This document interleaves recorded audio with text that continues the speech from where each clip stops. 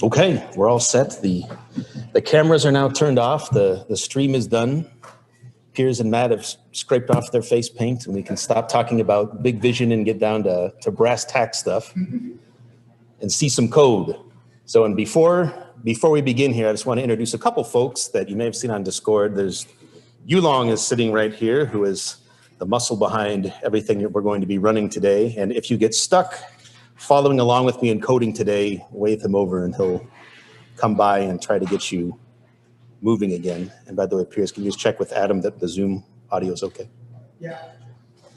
And then up at the top there, Josh, who probably needs no introduction to anybody who's been following Radix. He's Radix's longest serving dev, and he's also integral to Scrypto. And then Jonathan Pereira at the back there is doing our developer community work. So you'll be speaking with all of them on Discord.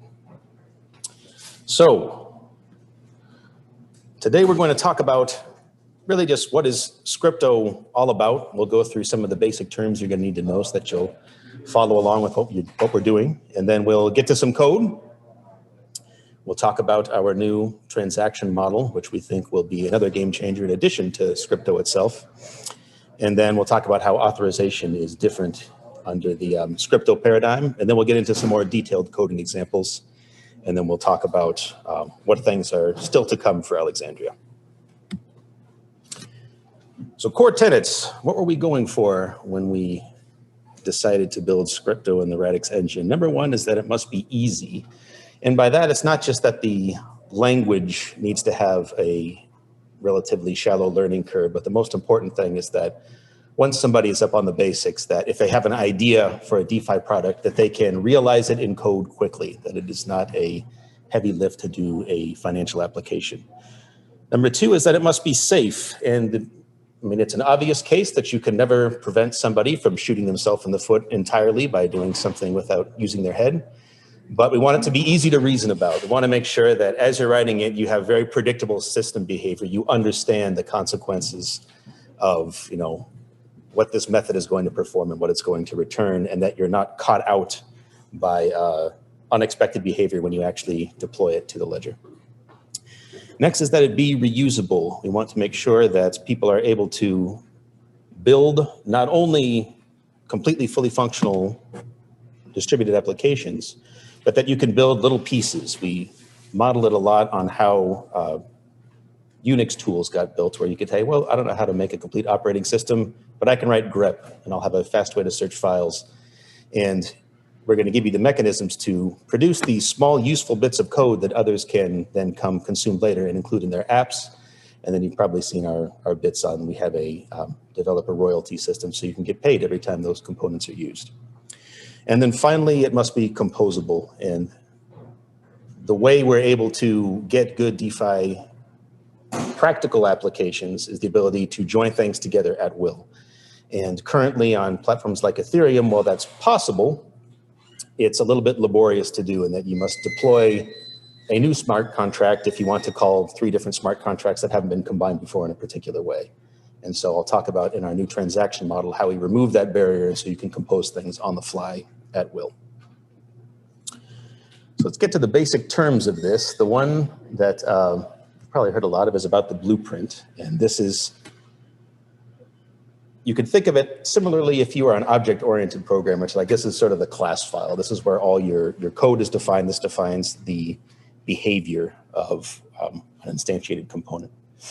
Blueprints are part of packages on Ledger, and they do not actually have they don't have an address for a blueprint. They don't manage state. A component is what you usually think of as a smart contract. This is an instance of a particular blueprint. It has an address just for it, and it maintains state. That state could be resources, which are assets like tokens, and then it can also just be data, like I have an integer variable on there. Then we have a package. A package is what you think of, what am I actually creating in my code editor? This is where I can group my blueprints together, and this is the thing that you compile and you publish to the ledger. And then quick one, just to be sure we're all settled on terms for if you come from a dev background, is we differentiate between functions and methods. Functions are what you think of as a static function. This is something that requires no state. It can be directly called on a blueprint. So for example, if you want to make something that functions as a constructor, for a component. That's a function on a blueprint. And then a method is something that needs a reference to itself. So that means it can only be called on a component, something that's been instantiated on Ledger. And now resources. This is really what you can think of. Anytime you think of assets, these are resources in Scrypto and Radix Engine v2. So a resource is the core asset. It always has a quantity associated with it. And you can never accidentally forget about it. You can't destroy it by inadvertently failing to put it somewhere. That will be blocked. And you can't create supply out of nowhere with doing an inadvertent copy or something like that. Resources always, always, always have to be held within a container. And those containers are buckets, which is the transitory container where like I'm doing something in a transaction. I need to put my stack of tokens somewhere in a bucket and pass it around. And then the permanent container is a vault where it can now be safely committed and maintained there. Vaults are always, always owned by a component. We'll talk a bit more about this later, but one thing that will require some adjustment of thinking if you come from programming other ledgers is that your address itself is not something that you can send tokens to. Tokens are held by components. The vaults are always in there. Badges are a new concept that this is how we do authorization on Scrypto. The model of, for example, on Ethereum is commonly who sent me this message, right? That's how you determine privilege, and that's how you determine who's an admin. You say, what's the source of this thing that's calling me? And that's how I then write some custom code to say, oh, if it's this address, that's my admin account, and I do something. On Scrypto, we want to move away from that pattern of who's the originator of this message, and rather do authorization through, is somebody presenting the correct badge that allows this action? And so we'll get to that in code. It'll make more sense in examples. But one of the key differences between a token and a badge is that you cannot have a badge present in quantity 0 in a bucket. So if you say, I need to see a badge, you're guaranteed that if someone shows it to you, you're seeing at least one. They can't fake ownership of it by getting an empty bucket to the badge. And then finally, NFTs. And I have to warn you that what you're going to play with today, NFTs are not yet implemented, but we do have our first design done, and Yulong is furiously implementing, and as soon as that is usable, we'll let you know. But the basic way you could think about it is as, Matt, what's the newer NFT implementation on Ethereum? 1155. So basically there was, if you could think of it as the NFTs people think about now is there's one where it's like, it's literally, this thing is an individual thing that is totally unlike any other thing. And then there's the 1155 standard where I can say, this NFT is of the following type. Like this is a Pokemon card type or something like that. But the token itself can have individual attributes that are specific to that one token. And ours is that latter type where you can say, I can define common metadata about a certain NFT I'm created, and then, but each individual NFT of that type can have its own attribute specific for it. And then last thing before we get to showing a little bit of code is what is the tool chain? What's in the box here that you're getting that you've synced down from our GitHub, hopefully? So the way things work right now is you're going to be writing your code in a package, and you're going to be making use of a compiler extension for Rust. Everything here is on the LLVM tool chain. That's one of the reasons that we started with Rust. And you're going to build that down, you'll compile that down to WASM, and then on the virtual machine that you're running, in this case, it's just a local simulator that's going to interpret that WASM and let you do ledger-like things. The state is all maintained on your local file system. Nothing you do here is talking to the actual running network. And to help you do these things, there's some command line tools included, and that's best shown by actually getting to code, which it seems my machine is now hung. Nope, there we go. Okay, so let's get into a quick example, and now you can start following along. I hope we're all ready to go and synced up. The first thing we'll do is we're going to create a new package. And so there's this Scrypto command line tool, which is really just a convenience wrapper for Cargo, which is Rust's package manager that lets you, it takes some shortcuts for you. I'm just going to create the demo package in my case, and that will scaffold out some things for you. And the main thing you're going to look for is in your source directory, you'll have this lib.rs file. And This being Radix, our boilerplate code does not print hello world. We're going to make a token and give you a way to take that token because we're all about asset management. So what this hello blueprint does, and this is again the default code you get that you get to update, is it will, when we instantiate it, it's going to create a supply of tokens, and then it's going to hold those safely in a vault, and then any caller can come by and request a free token, and as long as it has a token to give, it will provide a token to the caller. So let's dive into the code now. So this top line, use Scrypto prelude star. This basically gets you everything you need to get all the Scrypto constructs we've built for you. That will be at the top of everything you write for the foreseeable future. And then we have a blueprint declaration, and there's one, let me shrink down my console window a bit here so we can see more. There's a single blueprint in here, which is the hello blueprint, and it's broken into two parts. There's at the top, there's a struct, the hello struct.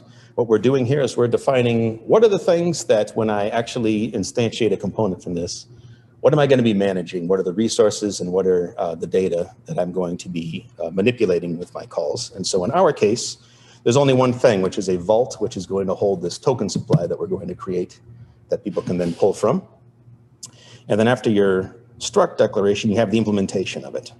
And this is where we put our functions and methods so that we can do useful things with that state that we're maintaining. So we'll start with this new function right here. This is what we're going to use to let a caller create one of these hello components. And while it is called new in this case, new is not a special or reserved word. You could call it make hello or something like that. There's no requirement to call it new. And there's no attribute you put on it, no decoration to say it's a constructor. It's just a function. This happens to be one that at the end of it, it's going to instantiate our component. Next is the return type. We're returning the component that we're going to create. And then now we need to get ready to do some useful work to populate this. So the first thing we're going to do is we need to create our hello token resource. And you'll see this resource builder line. This is something that's included for you for Scrypto. We'll let you create tokens or badges of either fixed supply or mutable supply. And eventually we'll let you do NFTs as well, although at the moment that's not in yet. So we're going to give it a couple of metadata properties, a name and a symbol.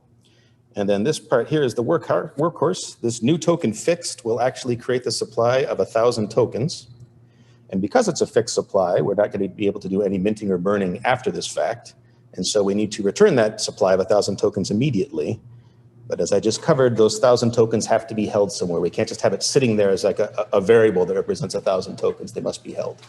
So that's what this my bucket declaration is. And there is type inference.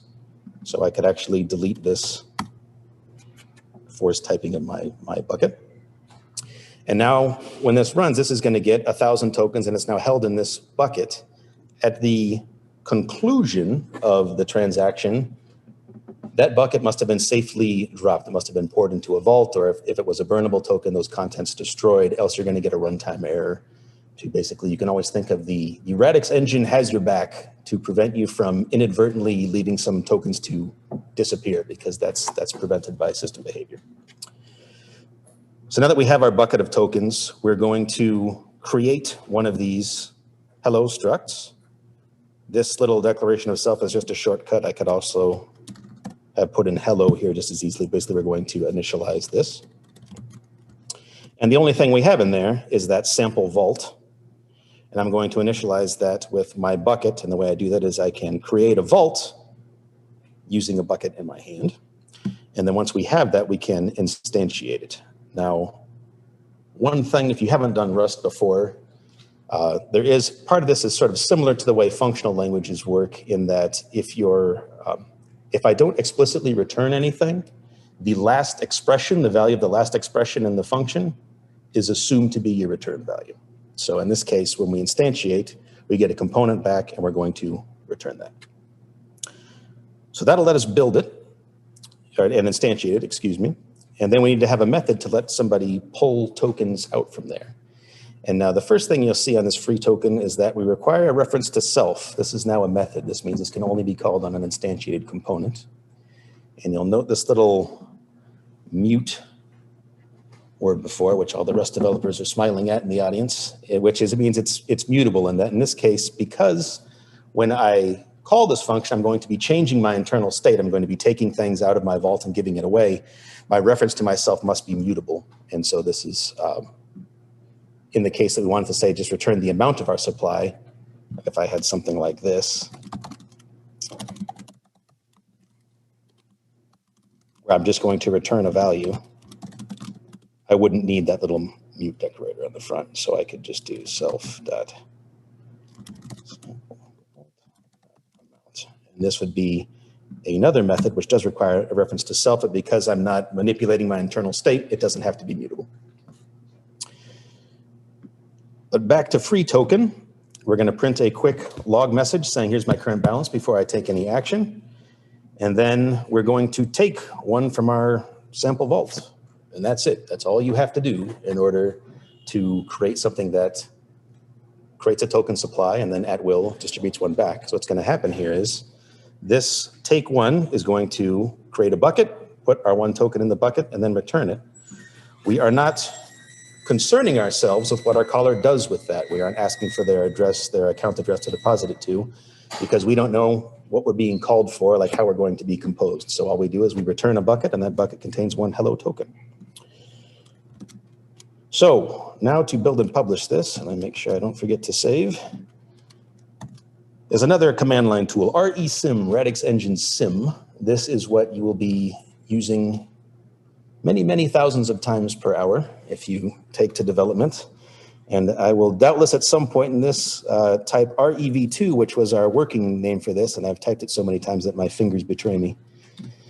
And we're going to do a publish, and then we're going to publish the local directory. Make sure that you're in that top level above your, not the same level as your source directory, but one above. And when I do this, it's going to cease hanging, there we go. And publishing will automatically do a Scrypto build for you. It does compilation for you.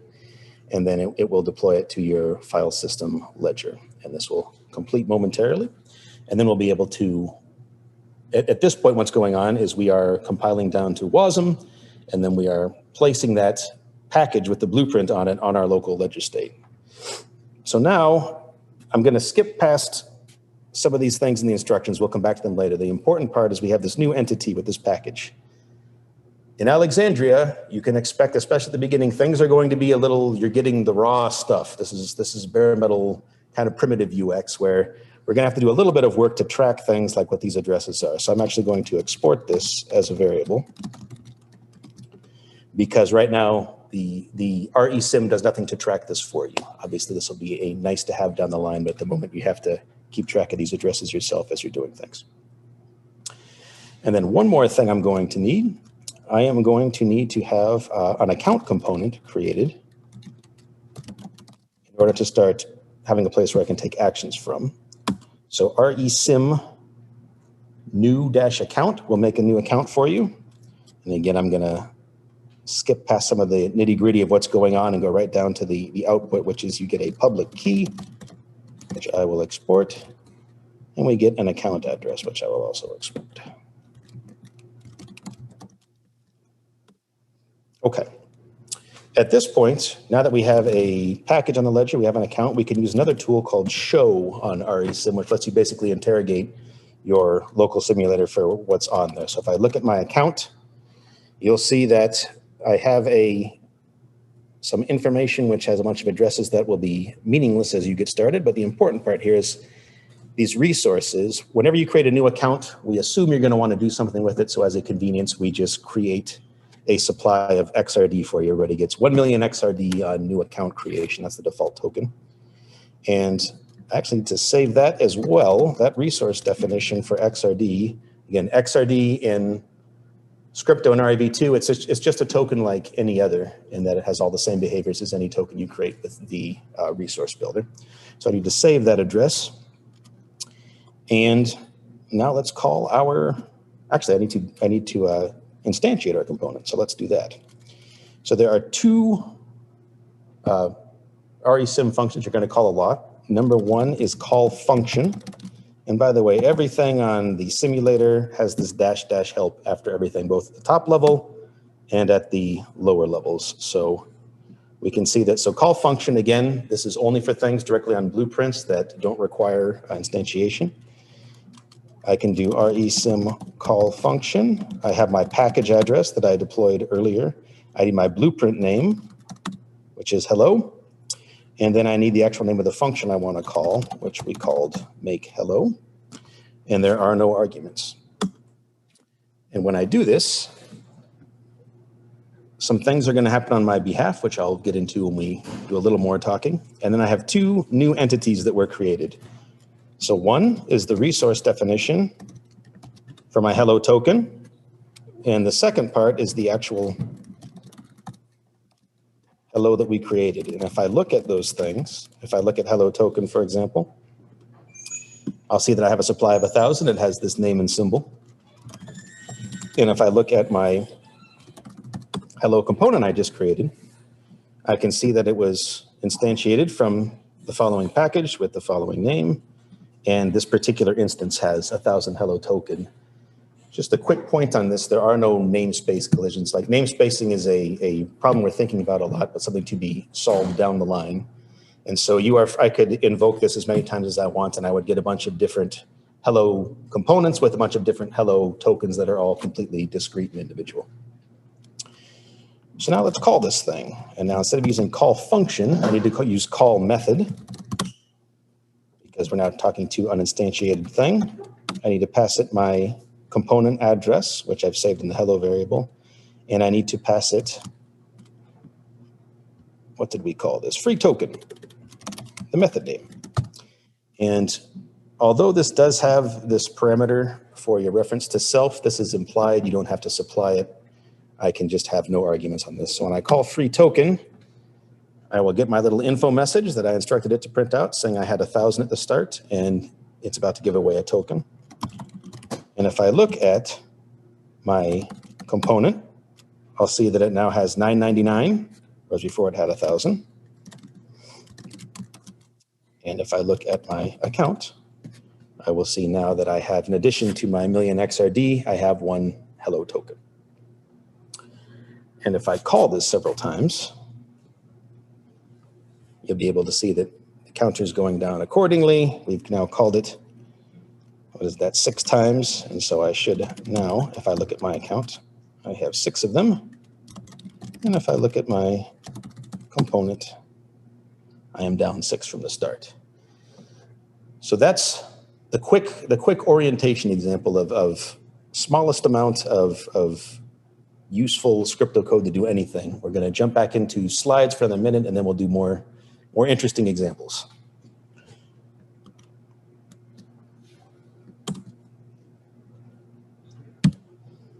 Okay, and we'll start with talking about that account component, because as I mentioned, you do need to be storing your vaults within a component, not just on an address.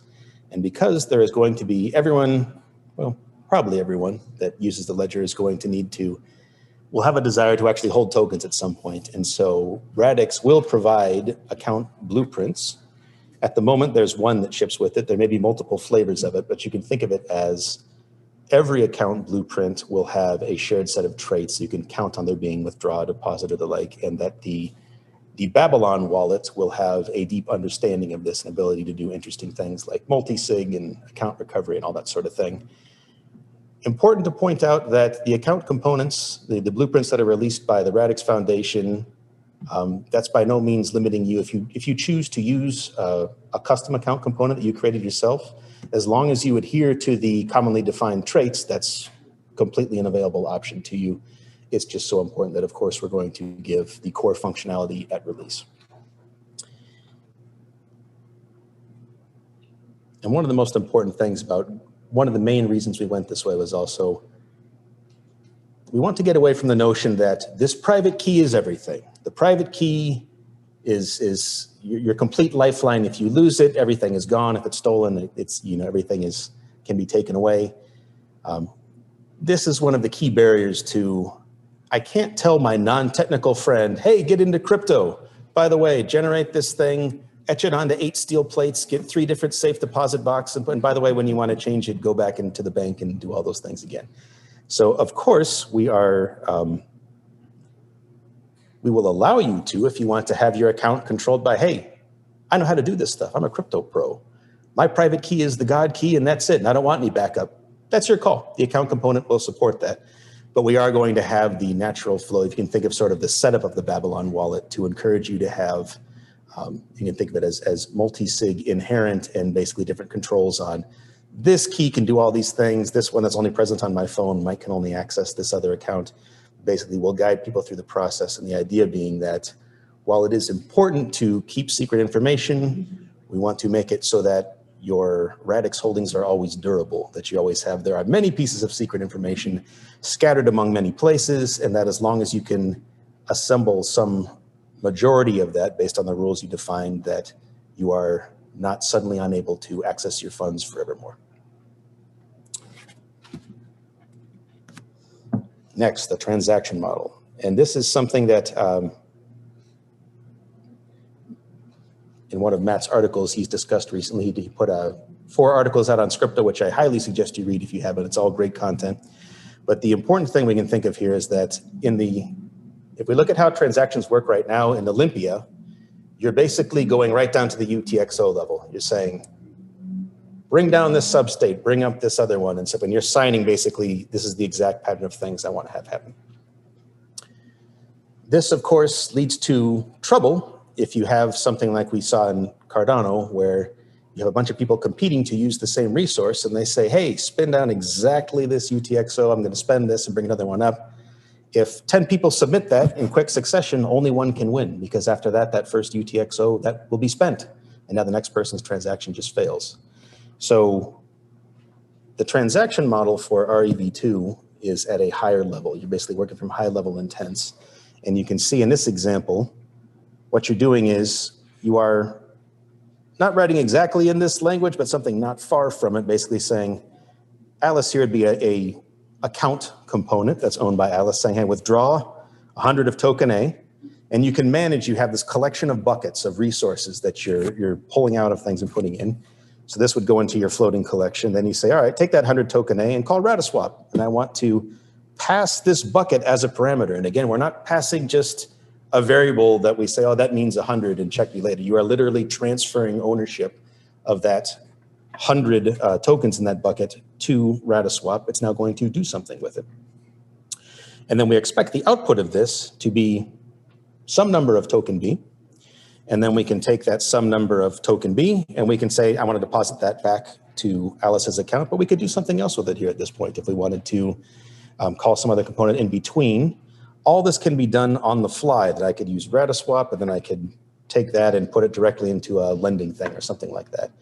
And the important thing here is that I can do all that without having to deploy any code to the ledger. So something like Zapperfy, where we're trying to compose things together, can now be done without deploying any smart contract code at all.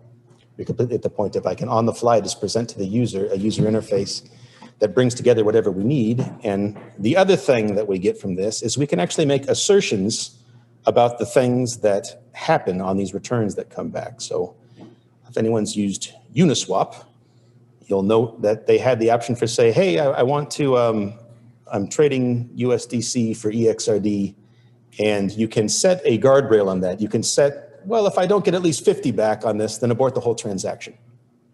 So Uniswap had to build in that logic to make that possible. On Radix, that is completely for free. I can put on, whether the Blueprint developer thought about this or not, I can just say, hey, as part of my transaction, I make an assertion that at least 50 XRD came out of this, else abort the whole thing. And that wasn't done at the Scrypto code level, that was completely at the transaction layer. And again, on this transaction layer, the Babylon wallet experience will be very different than the Olympia wallet experience in that it is designed from the ground up to understand things like this transaction model. So rather than, for example, if you use MetaMask nowadays, unless you're very savvy, you're deciding a data payload and you don't really know, you're hoping it does what it claims it does. You're saying, okay, I can see this is the recipient and here's this data. Hope you have the savvy to parse that. In the case of at the Babylon release, you'll have the wallet will be able to actually show you this is the expected delta of you clicking sign right now. If we run it locally at this moment, we see that you will get back 50 XRD in your local account. And last, before we get back to code, is we're going to talk about badges. And I know I touched on this before. The main, one of the big problems we saw in looking at not only Ethereum hacks, but also in just the design paradigms is trying to care about who is calling you is fraught with peril. When you base your security entirely on this, it's very easy to run into trouble, particularly if you have some kind of call chain of things, where I have some manager smart contract that's doing something else and talking some other contract. Hacks do result from this, and also you pretty much have to roll your own access control list every time, and they're very much tied to, hey, this is the address that has admin authority. If I lose the private key for it, I'm no longer an admin. And badges are our solution to this. We want all authorization to be done by badges. That's the pattern we're going to recommend. And that's what you'll see in our examples, one of which we'll get to today. And you'll see badges through everything. Like if we're doing a mutable supply token, what controls that minting and burning authority is it's not tied to an address, it's tied to a particular badge. And this concept right now, we're on our second implementation of it. I will say that we're not 100% on how badges will actually be used syntactically for doing things like resource approval, but you can start playing with them right now to get used to the idea of how you use badges. And one of the most important things is that you can think of it, the usual use case for a badge is, in Rust terms, you do a borrow. I don't transfer the badge to you, basically. I show that I have the badge. So you can say, okay, I'm convinced that this is an administrator, but I don't actually keep it on the other side. It reverts back to its owner. Okay, let's get back to code. As I promised, we weren't going to talk big vision, we're going to do brass tacks. So we're going to do a Radix favorite. Let's do a gumball machine, which appears in many examples. I won't do Rowdy Piper, as that's already been done perfectly, but we're going to go to our same scaffolding we had, and we're going to start editing it to do a gumball machine. So first thing I'll do is rename this gumball machine. And what do we need to manage? And I'm considering my struct. So we're going to have a supply of gumballs, obviously. That's going to be a vault. So I'll put that in. And then I want to take quarters, for example. And because it's easy, I'm just going to take XRD for this one. And I need to store that somewhere. So I'm going to call that collected XRD. And then last, just to show you an example of managing data here and not just resources, let us set the price for gumball. I'm going to make this a decimal. One important point, if you have a history of development on distributed ledgers, is you often get, there's this discrepancy between am I thinking of the human readable unit or am I thinking of the least divisible unit, which in the case of Radix is the ATO 10 to the -18, and it's like Ethereum's base unit is. In Scrypto, you always deal at the human resource readable level. This is a fixed precision 10 to the -18. We do have the concept of different granularities for tokens. So if you want to have a token that say this is indivisible, or I want it to only be 2 decimal places, you can do that. By default, it is going to give you that 10 to the -18th, and the decimal type will always be of that precision. So that's it for things I have to manage. Let's now implement this thing without a typo. And the first thing we're going to do is let's do our constructor equivalent. Let's just call it new. And I can actually reuse most of this code. Instead of making hello tokens, let's make gumballs. Let's just do 100 instead of 1,000. And now I'm going to build my struct. So I want my gumballs to be the 1,000 I just created.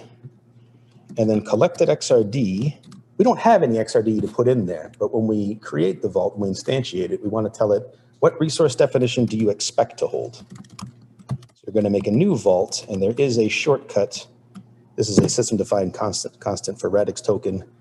If I know the address of Radix token, I could just as easily use that here. And the last bit, the price, well, I want to make that user defined. So let's give the user a way to define it. Price per will be a decimal. I'll add that to my arguments. And now I have everything I need to make a gumball machine. Next, let's do the ability to actually purchase a gumball. And again, I can repurpose my free token. Let's make this buy gumball. And what am I going to need? I'm going to need a reference to self. That reference must be mutable because I expect that if they're successful, I'm going to pull a gumball from my stock and give it to them. And I'm going to keep the XRD that they gave me. And they need a parameter to give me XRD. And again, I'm going to take that parameter as a bucket because I expect that that bucket will contain XRD, and we'll deal with that in a minute. And then for my return values, I'm going to give you a gumball back, so we'll leave the return value as a bucket. Okay, let's clear this out. And again, if you are doing this and get stuck, Yulong is available for tech support. You will find no better. Okay, so to purchase a gumball, first thing we're going to do is let's make sure that they gave us the right amount of money. Scrypto assert is a macro define that lets us behave exactly as you expect assert to behave. Ensure that something is true, else abort. And I'm going to make sure that the payment that they gave me, amount always returns the quantity of whatever is in the bucket or vault. And I want to make sure that it is equal to my price. And if it's not, tell them you sent us the wrong amount.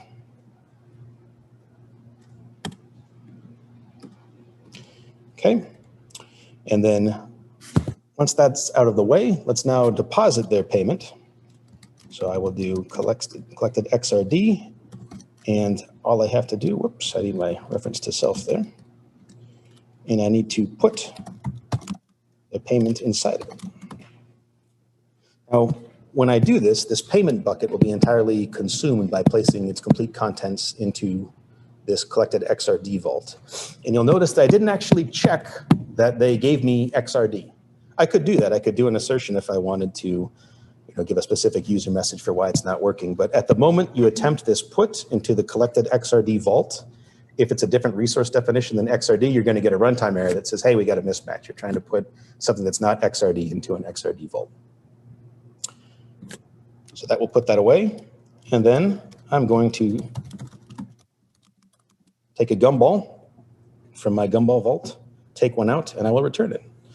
And that's it. This is all that is needed to create a gumball machine rather than 2 different ERC20 contracts and a permission to spend out of your supply and all that kind of stuff. This is all we need to be able to do a swap. And now let's go put it to work. So we have some stuff left over from the last thing we did. I'm going to call resim reset, which just destroys whatever you have on disk for your ledger state. It's like clear everything, I'm starting again. And I'm going to do that just to keep my account display and the like clean. I will make a new account because since I destroyed everything, I also destroyed my account. I'll export my new pub key and my new account address.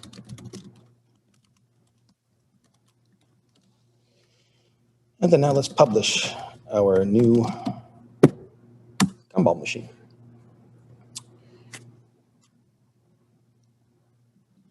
We have our gumball machine package address.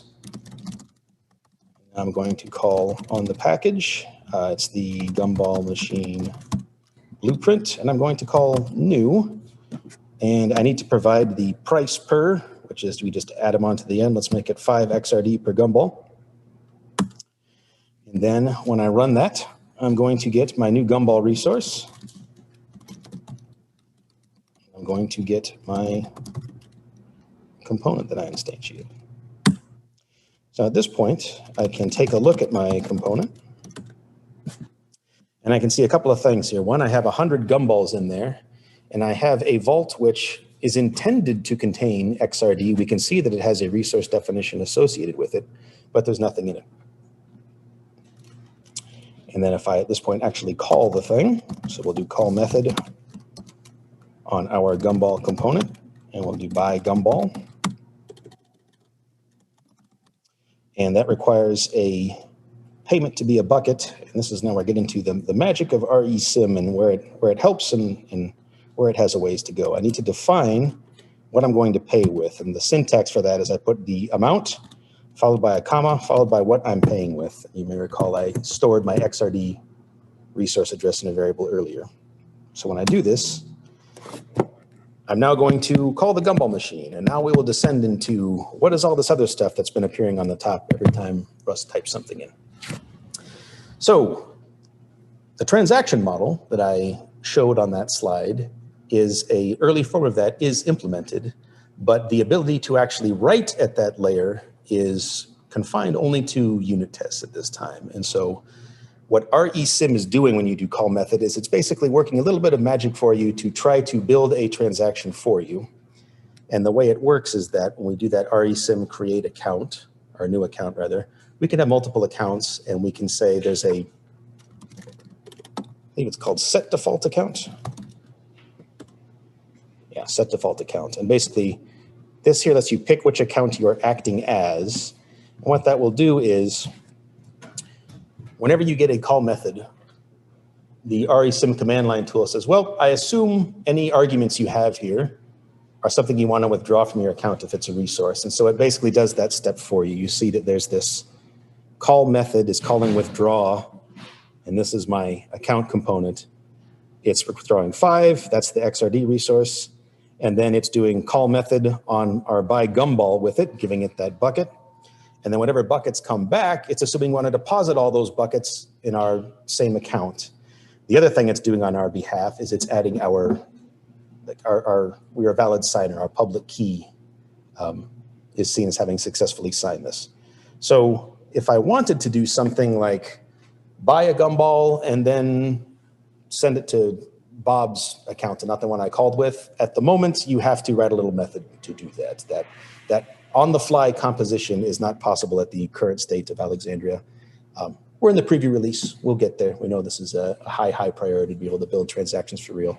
But for now, you can think of it as the command line tool will always perform any withdrawals needed on your behalf. It'll make your call, and then any buckets that came back, it'll deposit it back in your same account. So at the end of this, I bought a gumball, and I should now be able to look at my account and see that I'm 5 XRD poorer, and I am 1 gumball richer. And if I look at my gumball machine, I see the same thing. I see that I have 99 gumballs because I spent 1, and I have 5 XRD. So let's make this a little bit better, though. Let's now go to what if I don't want to do exact change? What if I am something like Uniswap, where the exact amount that you put in at a given time that maps may change by the time your call actually happens.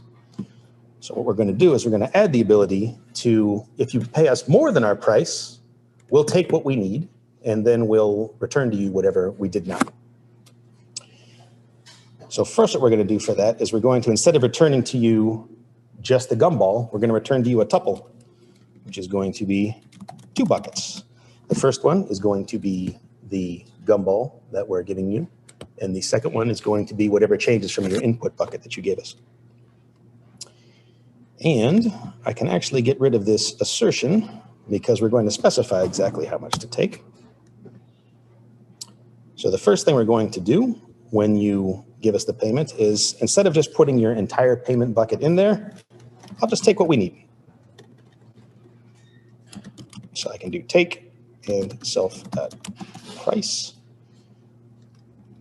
And when I've done this, you'll notice I'm no longer pouring the entire contents of payment. You can think of this as, I could write this as 2 lines, line 1 saying, temporary bucket, take 5 from the payment, and the next line being, put my entire temporary bucket into collected XRD. And if I change my return type to be a tuple, I'm going to return whatever is left. That may be 0. If they gave me exact change, I'm handing you a bucket with quantity 0. Totally fine. Not okay for a badge, okay for a token. And that's all we have to do in order to now give back change when a user uses it and gives us more than we require. So now my code has changed. I have to redeploy my package. There's a little important hint here in doing this, which is if I have not changed the structure that I'm maintaining on my data and resources, which I have not, I've changed the method signature and what it does. I can specify my same address. And when that publishes, it's going to force the output state. So basically you can think of it, all the code I'm running now when I call my component, that code is not stored on the component itself. It just has a pointer to, hey, this blueprint is where you get the code, and I've now redeployed that blueprint.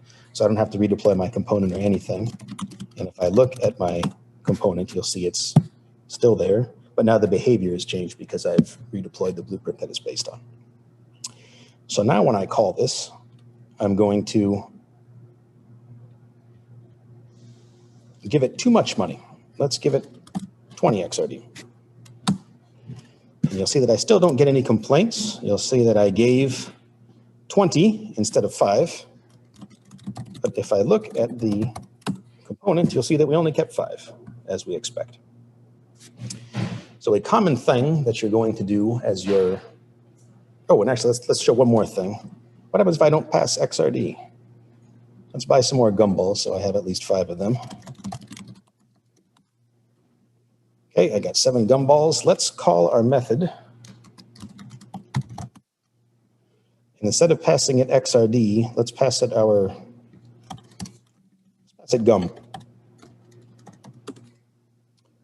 And you'll see in this case we get a failure because the resource that I'm attempting to put into an XRD vault, a gumball, and it says, hey, I can't handle that. This, as you see, is not the world's most user-friendly error reporting at the time. Again, we're still in early stages, but at least you can see that something went wrong and hopefully a useful pointer to what the problem is. So one thing that you will see a lot when you're doing it early is you will forget to completely consume your buckets. So in the case of this, let's say that we went back to our old implementation, but we're not going to return this tuple. And I'm just going to return the gumball. So in the event that I call this with 5, when I call take by price, I will completely empty the bucket. Let's publish that.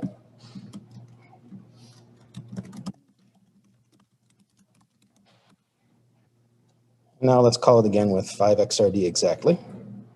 And you'll see that we get a failure.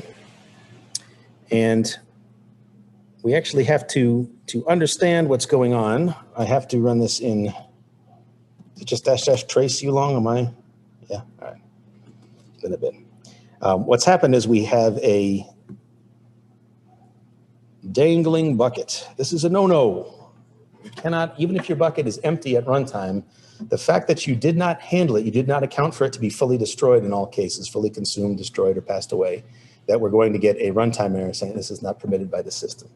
And this is what prevents you from, if I was writing this to deploy it, and I tested it only with exact price, I'd never realized that I have a bug here. If somebody passes in 7 instead of 5, that's 2 XRD, that would just vanish and gone away. And again, due to the Radix engine guarantees the resource finite state machine, that's not permissible for that to occur.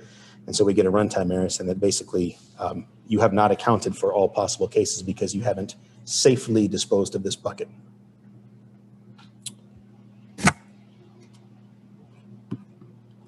Let's pause there a second for questions before I get into authorization, because I think that was a bit to take in. Anybody? And then also, is somebody watching on the Zoom? If we have questions. The command line recent call function, I missed that, and then the rest of my stuff didn't work. Do you mind just showing me what that command was again? Control R? Is that? Which one? Like recent call back function. For instantiation or for when we are calling it? For instantiation. Sure.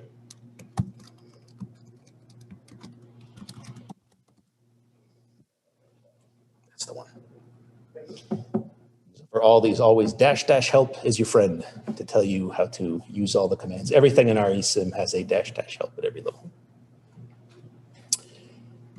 Okay, so did we have any from Zoom that were interesting, Elon, before I move on to badges? Okay, we'll come back to if we identify some good ones. So the sharp eye will determine that we have a critical flaw in our gumball machine. We have no way to take the money that we collected. The XRD will currently be trapped in this vault forever. So let's address that. Let's add the ability to withdraw XRD.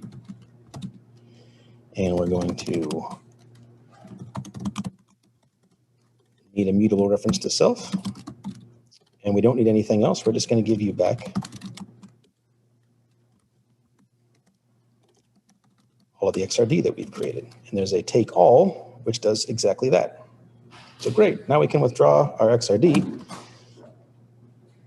If this were a real thing, you don't want just anybody to be able to withdraw XRD. So now we come to badges, and this will be, I'd say our first time that you'll see the basics of how to manage a badge manually, but we expect that access control lists, admin authority, is a classic case where there will be blueprints that do this very well automatically, and you will just use that blueprint rather than rolling your own admin badge. But for this first example, I will do exactly that and roll one from scratch. So we're going to need something that we recognize as an admin badge, and this is going to be a resource definition. The resource definition is where you can think of for any resource, you have, of course, the supply of them, but you also have what's the common data about them all, and that's the resource definition. So our admin badge is now a thing that we'll expect to manage. And on our withdraw payments, there's this little syntax, which is this hash, and then you do the square bracket auth, and then you put in here the badge that is required. And I am failing to remember, if I separate by commas, do I get an or an all, or? Okay. So if you have multiple badges, if you have some kind of role-based thing, I could put in more than just this admin badge that I have defined here. If I had, for example, a system where there was a super user who is a super admin who has access to a single thing, then a second function, which is general admins plus super admins, I can just comma separate them all. And currently not present, but is coming, is basic functions like require all, require any. Right now, everything is require any. So only problem now is I've told it to expect this admin badge, but we haven't created it yet. So let's do that. I'm going to create only admin badge. Let's make an admin badge with our resource builder. We'll make it just like we do our token we did before, except for we're going to use a different method. Let's call it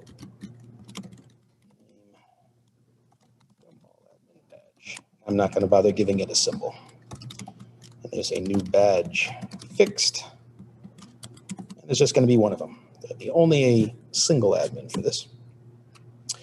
And now when I create my gumball machine, this admin badge that I'm expecting, we'll provide it. Oops, admin badge. To give it the resource definition. Now that's great for tracking it, but I actually have to give the admin badge itself to my instantiator. So we're not going to return just a component anymore. We're going to go back to the tuple. We're going to return a component and a bucket. And that bucket will be contain our only admin badge. So now I want to hang on to this somewhere. Let's call this component. And then I'm going to return my component, my only admin badge, again in a tuple. So now whoever instantiates me is going to get back this admin badge. And as long as they present it successfully, they'll be able to call withdraw payment. At this point, I've now changed the structure of Gumball Machine. So unfortunately, I can't do the quick shortcut of deploying to the same address, or terrible things will ensue. So I'm going to just reset my ledger state to get back to a clean state. I'll make a new account.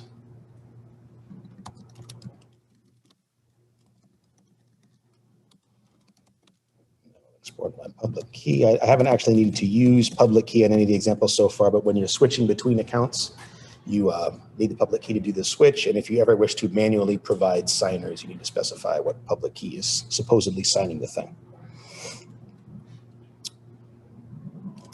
Now publish my updated gumball machine.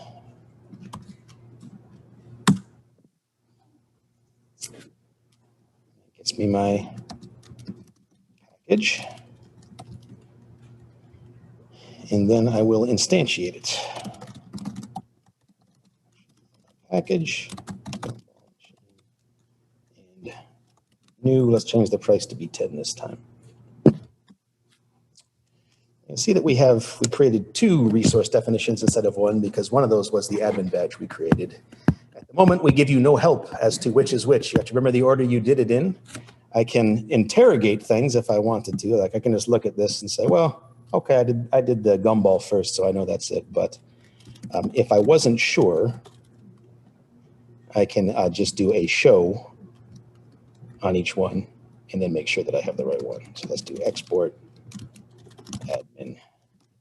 That is that. So now just to make sure I did it right, I will look at what I thought was a gumball. Yes, it is. Okay, good. And now if I look at that component right now, you'll see that it has 100 gumballs and no XRD. So checking the withdrawal would not be very interesting right now. Let's actually call it by gumball, and we'll give it 10 XRD. Oh, right. I have my little bug in here, don't I? Okay. Let's fix that.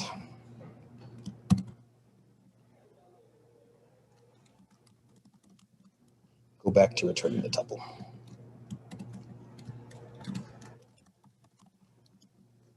I'm going to have to redeploy again.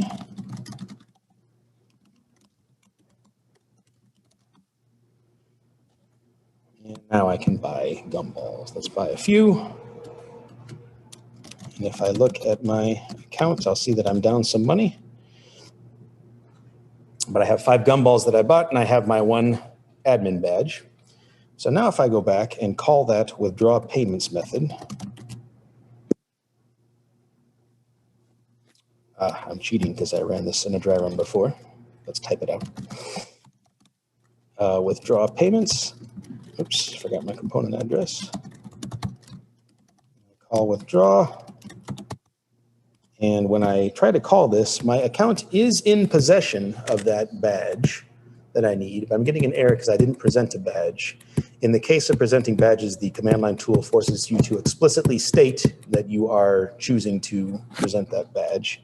You do that the same way you would like any other argument. I now just can add, I want to do 1 of my, I believe I called that admin. Yes, I did. And I'll see at the end that you see this withdraw, I did pass that badge in. Notice this line here, borrow from context. This again will make more sense as you get into Rust programming. So I did not actually transfer ownership. I borrowed it, showed it to say, hey, I'm an authority, but there was no chance for that, for withdraw payments, say it was malicious code or something, to keep my badge. It couldn't take it away from me. That is prevented by the system if we're to attempt to do so. And now if I look at my gumball machine, I will see that we have 95 gumball and all the money has been emptied. And if I look at my account, I'll see that I got all my XRD back. So with that, I think, actually one more, were there any questions from Zoom as you've had a chance to look, Matt?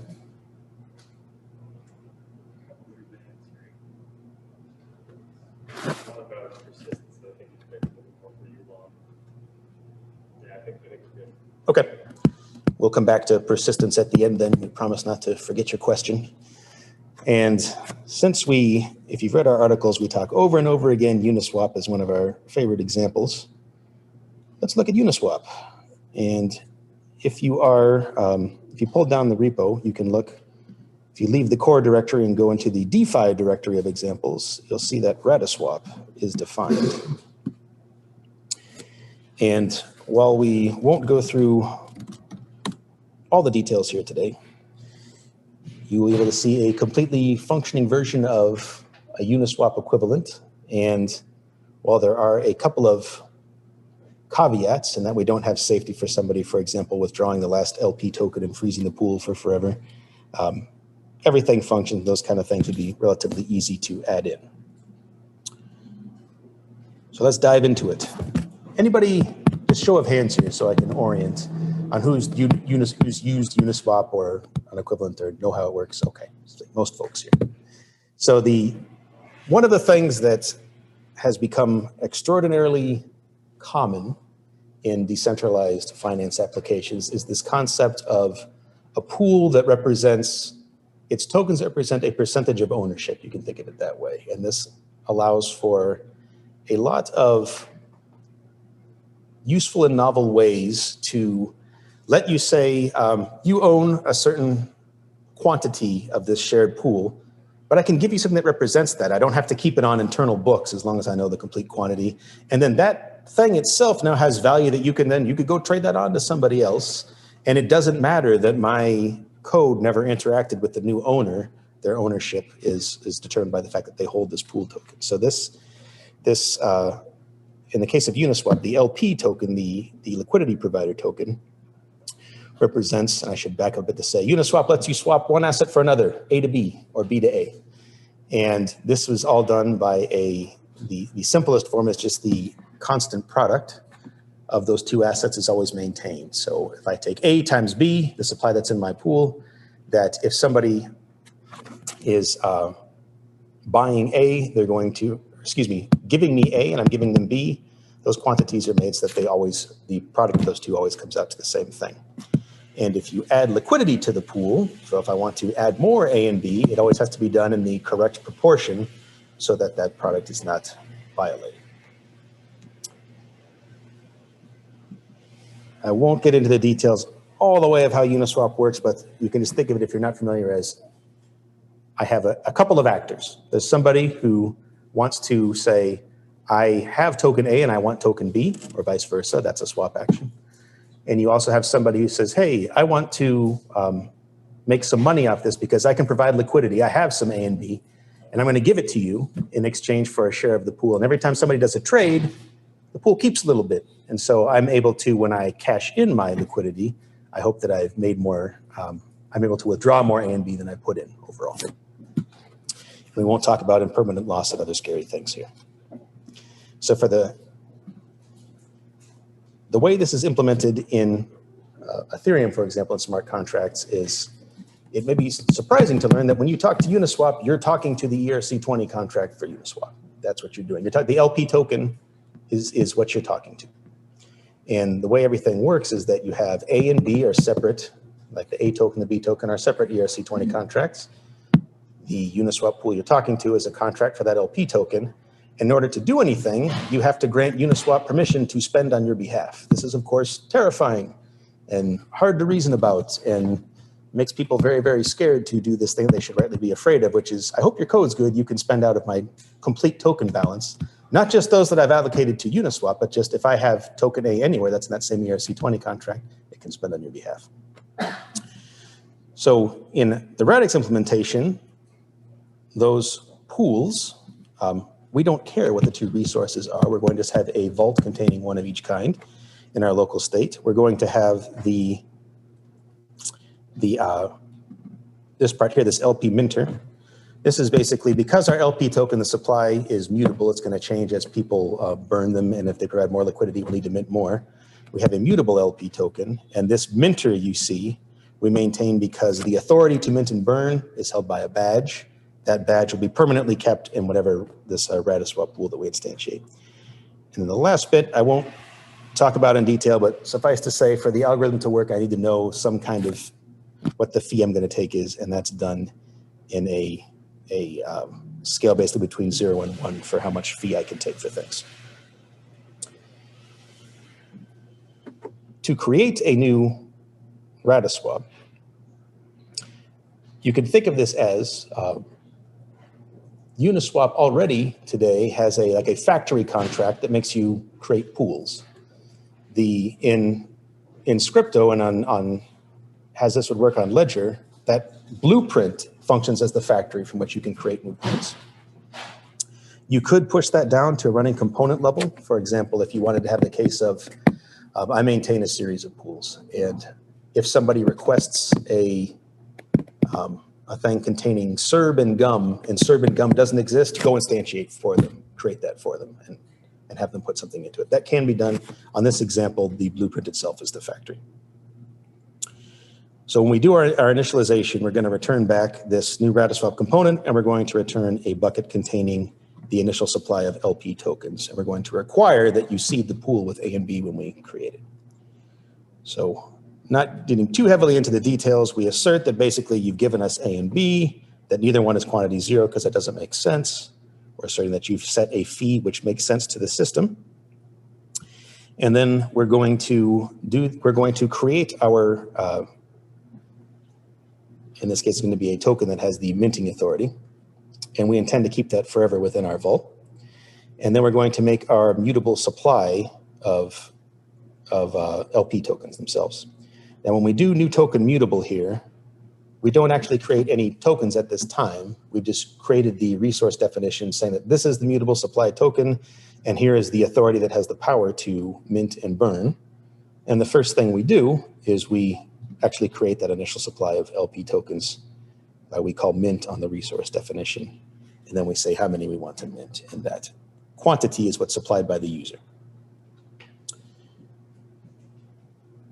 Once we've done all that, we can now populate our struct, and we can instantiate our RadixSwap component. And then we return that along with that initial supply of LP tokens, which represents 100% share of the liquidity pool. And so if they were to cash them in fully, they get all their money back. Gonna skip add and remove liquidity to start, because the way most people think of interacting with it is in the swap function, where you're saying, I can see that the pool has A and B. I'm going to give you something, could be A, could be B, and you give me back the appropriate quantity of the thing I'm swapping for. The first thing we're going to do is try to determine what's the user using. Are they giving us A or are they giving us B? And so we can act accordingly where to pull from. That's what this code is about. And there's a little bit of logic here to then determine, okay, based on the amount that you're putting in and the amount that's in the pool, how do we maintain that constant product? How many tokens do you get out the other side? And then we put your input tokens into the A pool. In this case, they're giving us A and they want B. And I take the correct amount out of the B pool. There's no interaction with the LP supply because we've just done a swap here. We haven't changed the, no additional liquidity has been added and none has been removed. And then the second half of this function is the exact same thing, just flipped around, where they're putting in B and taking out A. And there is this can be done in a more clever way to try to make that logic generic, but for the purposes of example, we kept it simple. But this is all that's needed to do a swap, is basically saying, what's my calculation for the product? Give you the appropriate amount of B. So let's actually use this thing. And then we'll go into the liquidity bit. So I already reset my ledger. And I'm in the wrong directory. Let me get there. And swap. And let's publish this.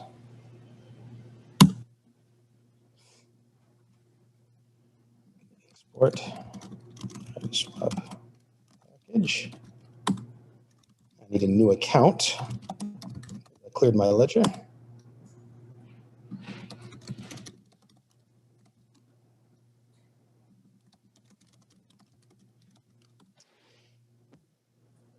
Now I need 2 tokens. And let's not use XRD. Let's use 2 other things. You can, of course, create those tokens writing some other method. We expected this to be a common thing where you just needed a token, didn't want to fool with code. So you'll see in RESIM, there are some little convenience methods to do that for you. So let's make a new token fixed supply. Let's make some, you know what, I completely forget the arguments for this, so I will cheat. And I will see flags option supply. Okay, we're going to call it, let's call it SERB. I'll make some SERBs. And I'm not going to bother with a name or URL. And let's say that the supply is 100. Okay, and this will on our behalf basically just go make that supply for us. We could have done that in code. This was a quick shortcut. So now I'm going to export my Serbies. And then let's make another token, which will be for long-term Radix fans, the old e-money, the original token of Radix long ago when Dan had, actually Dan's hair is all intact. I was going to say when he had more than, it was not so gray. But let's get those both safely stored away. And now we're going to be able to, now that we have our 2 tokens we're going to use, let me make sure I got those. Yep, I have 100 SERB, 1,000 e-money. We're now going to actually instantiate this thing. This is going to be a bit of a bear because we have a lot of arguments here, but this is the exact kind of thing that when you think of calling this in the real world and not in the dev world, this is all going to be done at the transaction layer. And you can easily put a user interface in front of this after writing it just one time to sort all this logic out. We have no crutch at the moment, so we're going to have to type it all out. So I'm going to call my function on, I think I call this Radiswap package. And then I'm going to call Radiswap as my blueprint name, new is the function, and now we have a whole bunch of arguments to make. So our A tokens will be SERB. We'll put in half our supply. And our B tokens will be e-money. We'll do half our supply again. And then we need how many LP tokens at the start represents the complete amount? Say 50,000.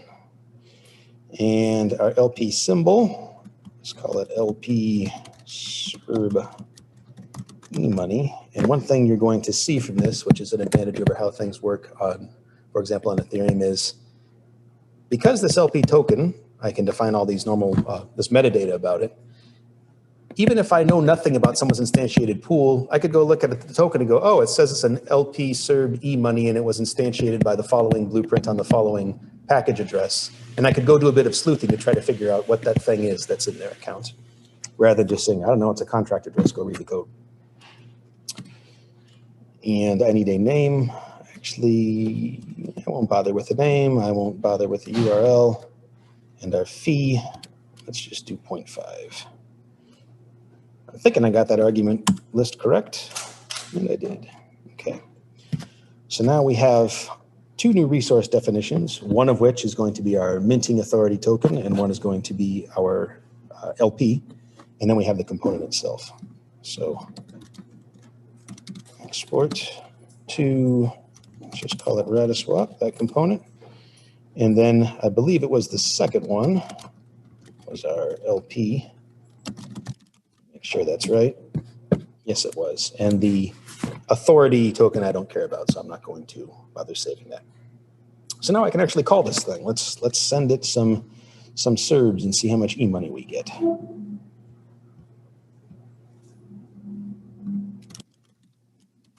So let's call our swap method.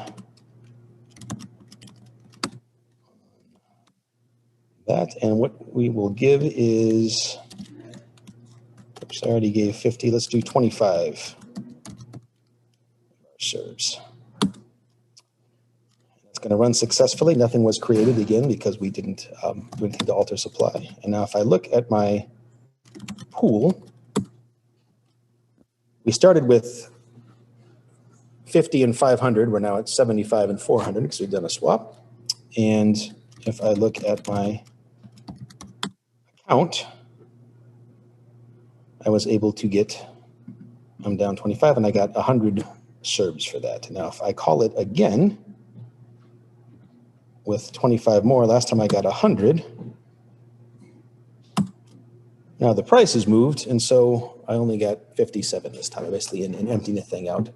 I technically did a thing which is impossible on Uniswap because, again, on our little example here, we don't actually do the boundary checks for it, but you can never really properly empty a thing.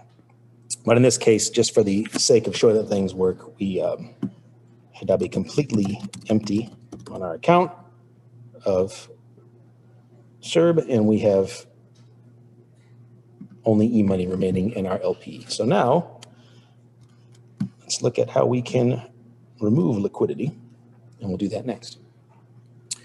So when we remove liquidity, a person says, hey, I'm cashing out. Here's my LP tokens. Could be all of them, could be a small number of them. Doesn't matter if they were the initial person who put in the liquidity or not. And we say, okay, this is this percentage of the pool, hence it's this percentage of all the A and B, and we give that back to them. This is really easy to do in that we first just make sure, hey, did they give us an LP token of the correct type? If not, we abort. And then we say, okay, what's the share that the person gets out of this? And then we multiply it out, saying I'm going to take their A share, I'm going to take their B share. This now has, we can think of it as that LP token supply has now been used up, so we burn those. We have to use our minting authority token to do so. And then we return the A and B that we pulled out of the pool. So now at this point, if I call that,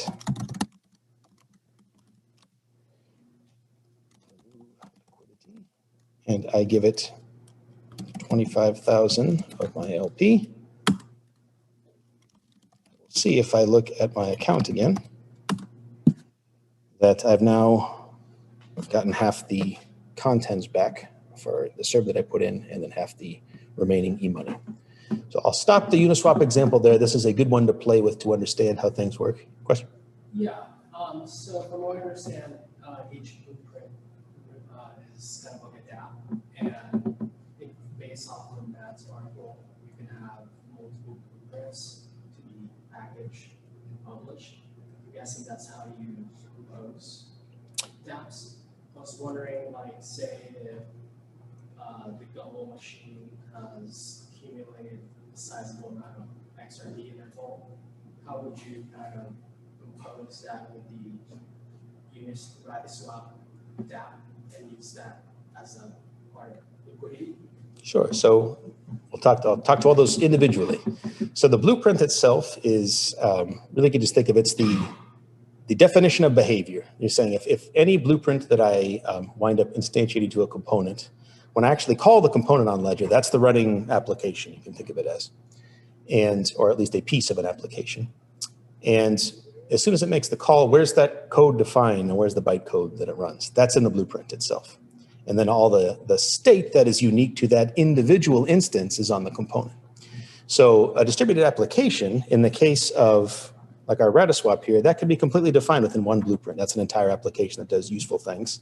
You might have an application that in order to get to that emergent useful thing that people want to call requires 17 different blueprints that are composed together, either within Scrypto code, bringing them in as far as like referring to an address of an instantiated thing, or at the transaction layer itself. So for your example of how do I say my Gumball machine's collected a lot of money and I want to use it in Radiswap. So people wouldn't think of, I'm going to write some code that if somebody has a Gumball machine, it pulls from there and then it uses it in Radiswap, right? No, that's not a commonly needed thing. But for your example, if you didn't want to do something like pull out of my Gumball machine, put it in my account, and then do another transaction later to withdraw it and do something with it, at the transaction layer itself, if we go back to my slide here.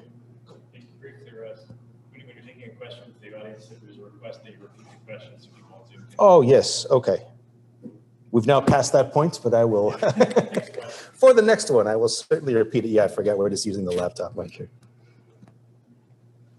Okay. So what you're describing, which is something that on the fly, you'd say, hey, I want to withdraw from my Gumball machine, and that was XRD. And there's a Radiswap that is XRD for SERBs, and what you want is SERBs. You'd build a transaction where you'd say, okay, see here we have call Alice withdraw. This would be whatever your Gumball machine was.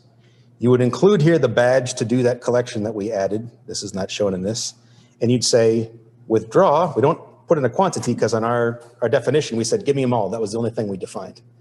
So you'd call that, what do we call it? Collect XRD or something. That would emit some quantity, question, XRD.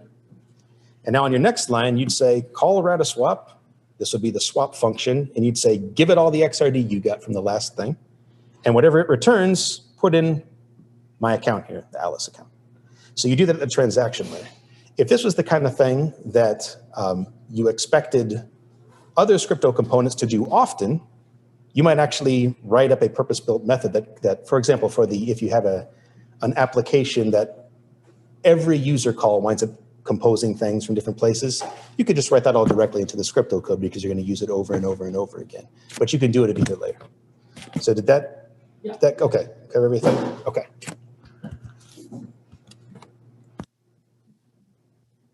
Actually, let's just pause there for general questions, because I think at this point, I know several folks have planes and such to catch, so I can describe some more. We'll go to a few more slides after questions, and then we can open it up to just hack away. So do we have some from Zoom? We got a few like high-level questions, nothing specific to elements of this, but just sort of general questions with Scrypto, like some combination of you and Elon. Do you want to get it down? Let me go through just have 2 more slides, and then we'll go through those general questions, and then we'll be free to get into anything else.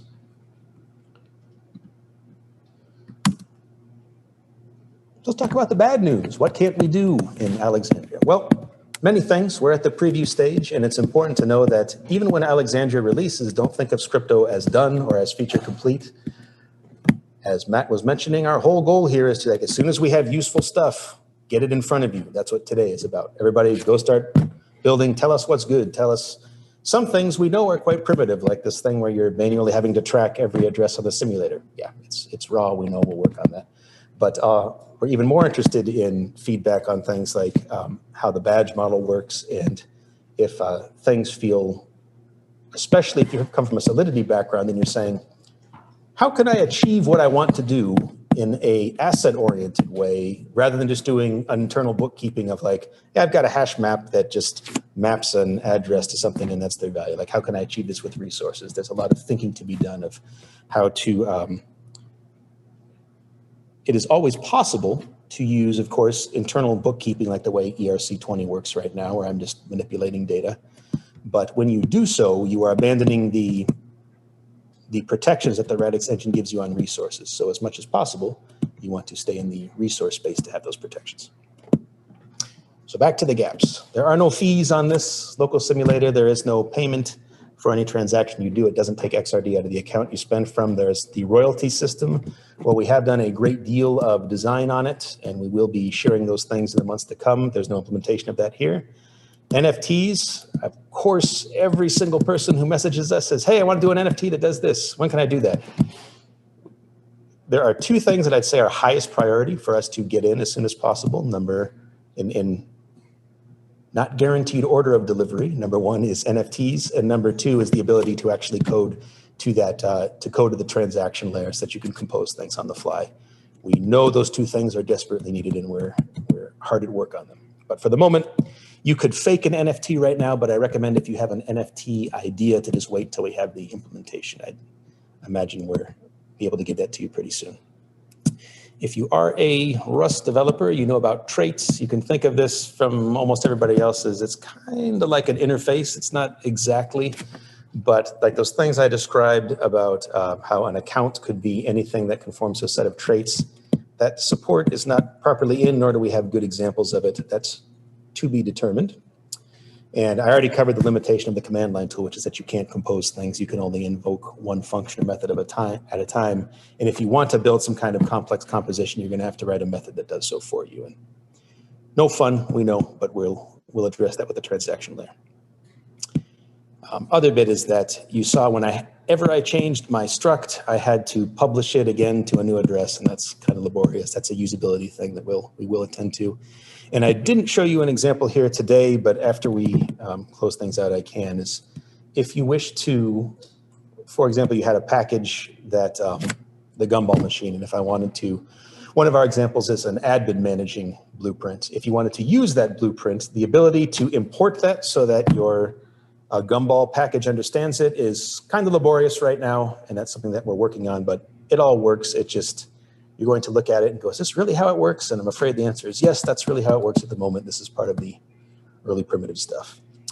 And then the biggest thing we're missing is just that the documentation we do have, there is, you'll see in the instructions, there's a little shell command to generate automatic documentation for like these crypto-defined types and modules and that sort of thing. And we have a few examples, but documentation is the thing that's going to be most under development as we get into Alexandria release.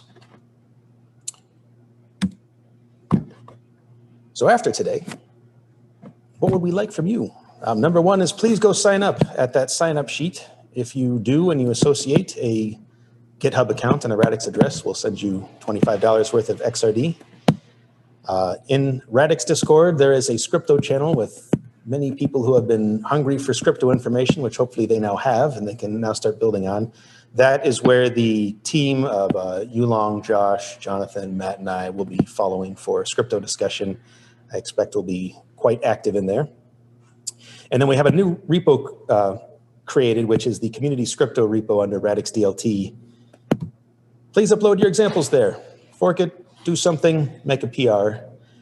We are not looking for only polished, completed implementation. It's fine if, hey, I just got an idea to do a thing, and what do you think of it? Submit a PR, and we'll be happy to accept it as long as it builds and there's nothing that we desperately want. If it's a pattern that we desperately want to steer people away from, we may have a conversation about that. And that's also the place where we're going to be, as folks contribute Scrypto code and you prove that you're a friendly, helpful person, we'll start giving not just the Radix team, but community members direct write approval and PR approval abilities within there. If you do submit a PR that is something more than just the most basic hello world, the first time you do that, we'll give you $75 in Radix. If you write an example that we love so much that we want to make it an official example, we will give you $500 to $1,000 for each one based on how much we like it. And we don't yet have the exact process down for how does your example get promoted to the main Scrypto repository, but we will, of course, ensure that you are fully credited. You will be surrendering control of it, so to speak, so that others can edit it after the fact. But that's something to be worked out. But one of the main things that we want to do with Alexandria is the people that are contributing these early examples that become our early subject matter experts, that they are recognized by the community. And that's part of the GitHub history, as you can see that you are the contributor for it. And we expect that, I think the example I'm most familiar with is if you've done any iOS or Android development, you probably know the name Ray Wenderlich, who basically just went on Stack Overflow and answered 1 jillion questions about iOS and later Android development and launched a very successful career from this. We expect there'll be people doing this in Scrypto, because if you are a known example contributor answering good questions in Scrypto and the entrepreneur comes in for, hey, who's the best dev to hire? Your name will be top of the list. So with that, I think we can go to the general questions that you wanted, Matt. One question from Dev Maniac. There are a lot of types like resources and vaults which throw away static type checking when you know the type of resource. Are generic supported or just more specific types with the same traits to get back those static compile time checks instead of always runtime checks leading to failed transactions? I'm not going to repeat that whole question. I hope everybody on Zoom can read it. I don't have perfect. My once prodigious memory was destroyed by having kids, so those days are gone. Suffice to say, for things like what should it contain, those are all going to be runtime checks for if you're saying, do I have the appropriate type? As far as specific areas where generics are permitted, this is a better one to go over in the Scrypto channel with examples, which we're happy to do on Discord. One from Juicer Batista. Similarly, not similar as referred to, but what about future Rust features like constant generics? Could those be someday supported? That's something you're familiar with. I'm not sure. I think in general, generics support very soon. So I think the answer would be possibly one day. If you can think of everything that will be in, we know that when we get to Babylon, Alexandria will be, or you can think of Scrypto as, will have 1.0, but 1.0 is not the last release of the Radix Engine v2 and Scrypto. So our focus will always be on what are the core things needed to make DeFi apps possible. So like NFTs are a huge priority right now. And then I think as part of the community actually building stuff and submitting examples and saying where they're stuck, we'll see the things where we need language features for things because they're awkward in Scrypto. And that'll always be guided by what is the thing that is, we'll be considering the factor of ease of code, safety, and then the, is it applicable for financial type products will always be the things that are guiding us more than anything else on priority. From Holy Cobol, do you know how composability will look like at the component level, i.e. on a low component performing a swap to RAS swap? Yes, so there are examples, sorry, I'm not repeating the questions. The question was, how will composability work at the Scrypto level? And after we get through this Q&A and we let the folks that are leaving for planes leave, I will just keep the Zoom open and I will show you the example of how that works right now. Suffice it to say that at the moment, the implementation is in a basic form. It's a little bit laborious, but you could think of it just as once you have the import done, I can refer to it as I would as just, hey, I have my other component that I'm going to call is just a type I can refer to basically and then call methods on it. Last one for now from Extelia. Is there an ETA on JavaScript SDK to interact with RESIM? Is there an ETA on a JavaScript SDK to interact with RESIM? There is no ETA for such a thing. That is the first time that idea crossed my mind. It's actually, it's interesting. A lot depends on,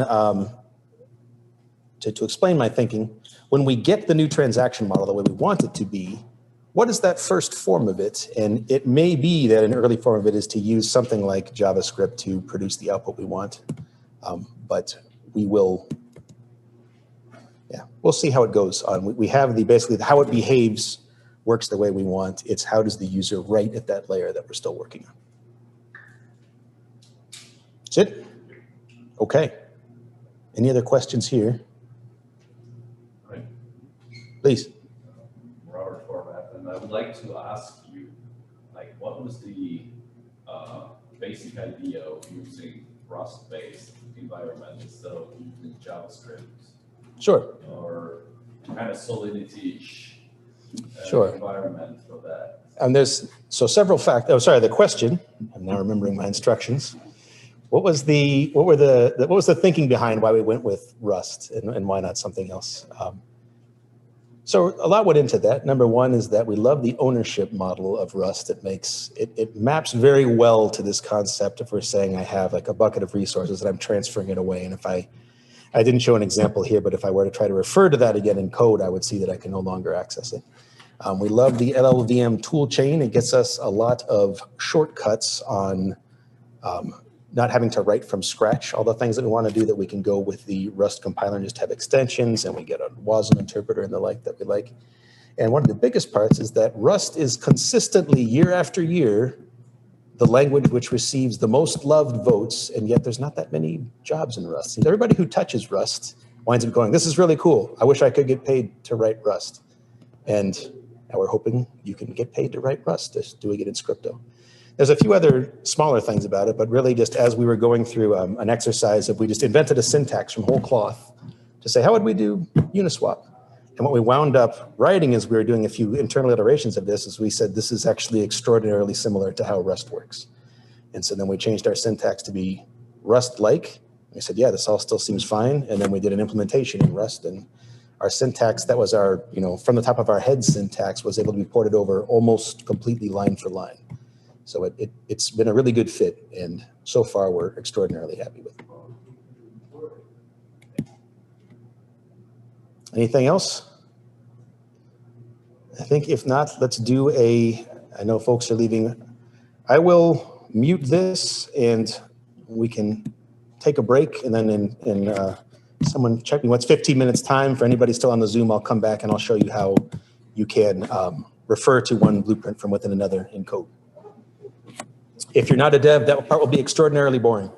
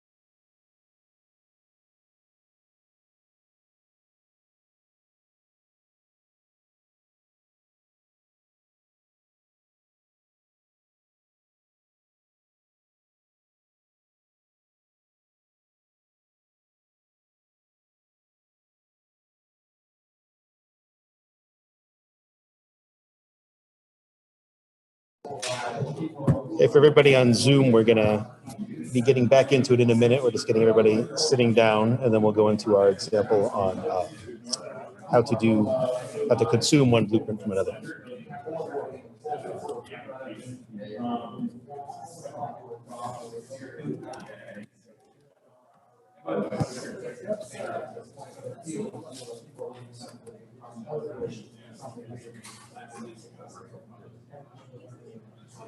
It was great.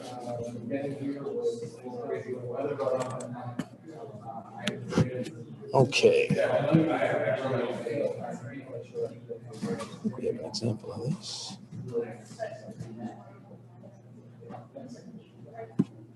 Okay. So for those who are still around, we had a question on how do you actually consume one blueprint from another? Like how can I compose within code in Scrypto? So rather than typing all that out right here, I will show an example of this, and I'm going to use the example of, I mentioned that authorization is something that we expect people to always use a component for rather than writing their own badge management, authorization management. We have this example called flat admin. And what this does is you can essentially think of it as if instead of, let's take our gumball example of the collect XRD payments where we wanted to authorize that with a badge. I could do what I did in the example, which was I just created an admin badge, I handed it out. But what if later I wanted to have another admin down the line because I decided to have a second account of mine, say, could be one controlled by me. Now I'm in trouble because I've only created a fixed supply admin badge of one, and there can never be another admin badge without me changing code. So what we'll recommend folks get to is a pattern of do your admin access controlled by consuming another blueprint for that purpose. And one that we've written at the start is flat admin. And what this does is if you use this for your administration, it will create an initial admin badge and give it back to you, but it will forever have the ability to mint additional ones as long as it's an admin who is requesting the next admin badge. So any admin can create another admin ad infinitum, and you can always, they can send the token back to burn it. So I'm not going to go too deeply into the flat admin example itself because that's stuff we've covered most of the thing here, but you can think of it as when we instantiate our flat admin component, it makes this minting badge, which has authority to do the minting, and then it uses that to make a mutable supply of the admin badges that it's going to be handing out. It creates the first admin badge, and then it returns to the caller, both that here's the flat admin component you're going to use to manage the creation of additional supply, and here's your first admin badge. And so you'll see within this, we have a single privileged method, which is to say, I want to create an additional admin badge. In order to do so, I must be an admin myself. So let's, as a first step, let's get this deployed. I just reset my ledger. So let me save this.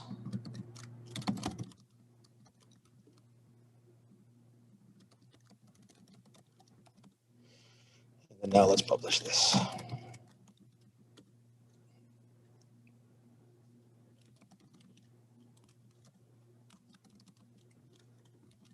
Okay.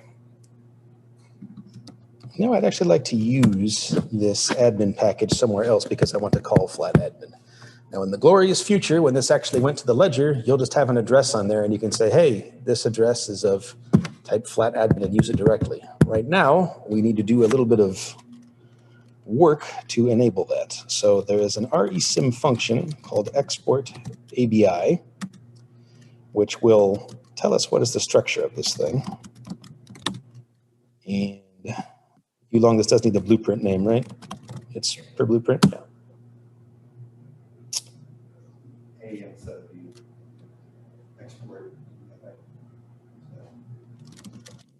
Export ABI. Package address, blueprint name. Have I? Oh, you know why? This is because I was publishing Radiswap. It was not in the right place. So let's do this properly now. Yes, absolutely. They'll get a little more. And let's publish the correct blueprint. And I don't, what do I call this? Admin.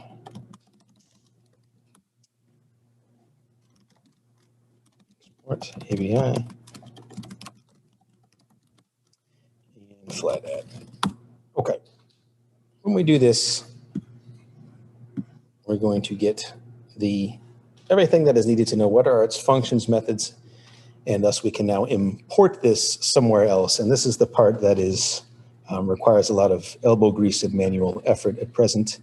And it further requires that we actually, you'll notice here, my package address is actually embedded in here. So when you do see some of the examples in the repository that show things like consumption of flat admin, you can't use them directly unless you deploy the package to the address that's specified in the checked-in code. So this is a limitation of early Scrypto access. So now, I think I'll just tack this into my gumball example that I was already working on, which is here. And you'll recall that we hand-rolled our admin badge. I don't want to do that anymore. I want to import what we have down here.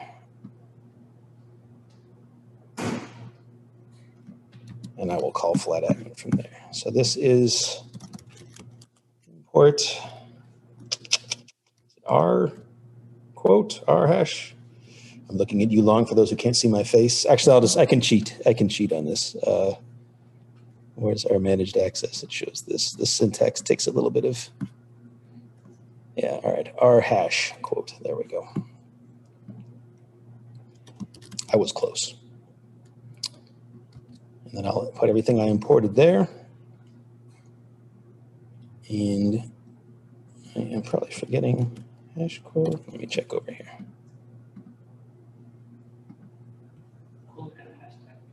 Quote hash. Off by 1.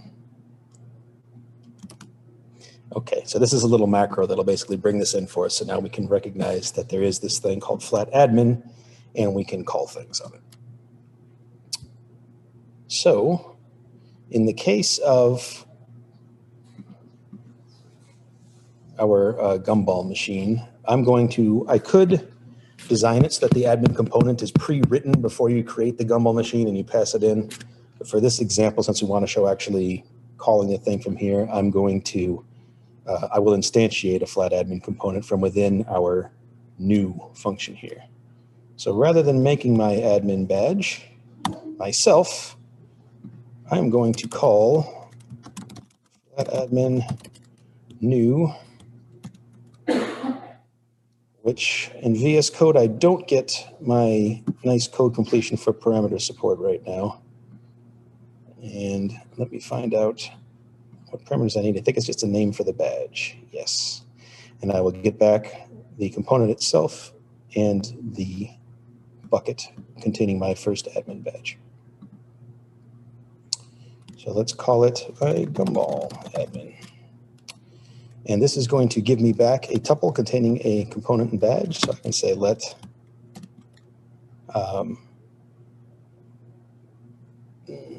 admin component. And what did I call it later? Only admin badge. So I don't have to rewrite equals this. And this actually needs to be made into a string. This is a little Rust shortcut that basically, if there is a type converter, you just do .into. If there is a type converter for the thing you need, it shall convert it. You could also coerce that to string it other way. And admin component will now have my thing I've just created, and my only admin badge will be the thing that I can now create. I can now use to withdraw my XRD. So now I've got to do something with this admin component so that my caller can do something with it. Let's return that. So now we're going to return, let's return our gumball machine as the first thing. Admin component, badge. So I know that was counterintuitive. What is going on here is, of course, I have now performing instantiation of flat admin. It, as part of its instantiation, creates this first admin badge, which I can later use to make more if I want.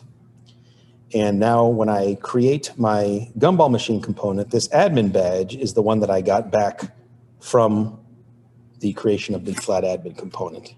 And I'm going to return both of the components I created. Let's make this a little easier to read. This is my gumball component. And this is gumball machine component. Okay. And I have actually, oh no, I destroyed my state before, so I have to republish and re-export everything anyway. But now we'll see when I consume this, I'm able to treat all my code the same I was before. I haven't had to change in this implementation. But now I'll have this other admin component that I can use to manage the supply. So if I go to, let me not make the same mistake and go to the correct directory, which I believe is the demo directory. Yeah. And I will now publish this updated gumball machine, which uses our flat admin component.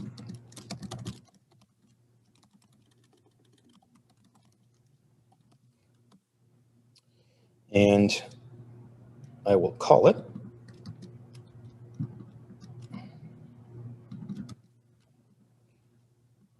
What is that called? No, it's correct. Okay, resim call function on our gumball package.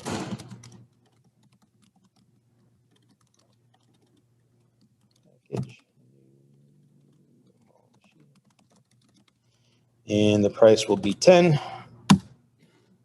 Now we get a whole bunch of things. Now, again, early times, this is a little bit confusing. The sequence of resource definitions created was we got the minting authority badge. Actually, let me see the order I did this in. First thing we got was our gumballs. That's this. Then when we instantiated flat admin, it created two things. One was the minting authority token, which I actually don't care about.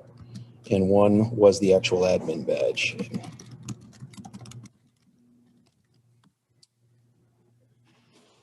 Then I got two components made.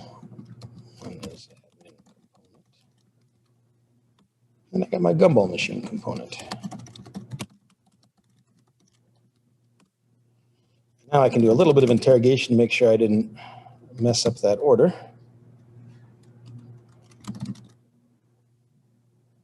For example, I did there.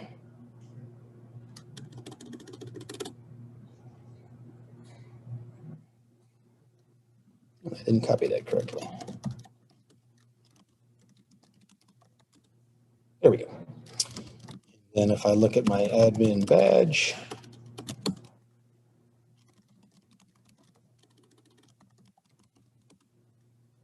yep, and then my gumball component has 100 gumballs. And if I look at my admin component, I see that it has one in its vault. That is the minting authority, which will never ever leave the vault, which I didn't bother to give names or symbols in the admin. So now if I look at my account, I have that one admin badge, and I can now use that to call my gumball machine withdraw. But if I want to make more, because I want to give it to somebody else, I can call my admin component. I'm now forgetting the name for what we call this function to make another badge. Create additional admin.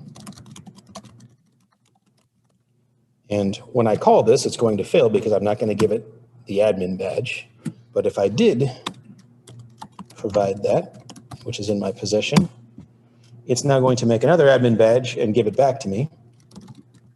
Now, if I look at my account, I have two admin badges.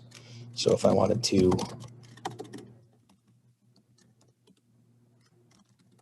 new account, and this is a second person's account, I would be able to now do a transfer to them,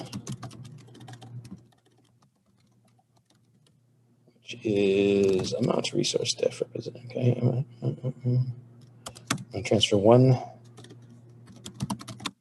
admin badge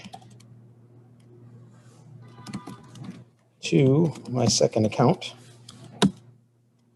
And now I have 2 admins. So either my first account, which is now down to 1 admin badge, or my second account can now call that privilege function on collect XRD. So in doing this right now, where we had to do this laborious step of importing all this code, this is a little bit cumbersome to do, but it lets you test out the flow when you want to compose things in code that aren't part of your same package. So any other questions around that and how we got to that point? Nope. Okay. And then I think at that point, that was all that we wanted to show for everyone. I will reiterate, if you have any Solidity experience or just generally a dev background and you wanted to give a quick interview on the way out, we'd love to hear your thoughts. We have the AV crew standing by for that. And then with that, we'll close down the Zoom session. And then for everybody here, we'll hang out for a bit to talk about whatever. So thank you all very much for attending.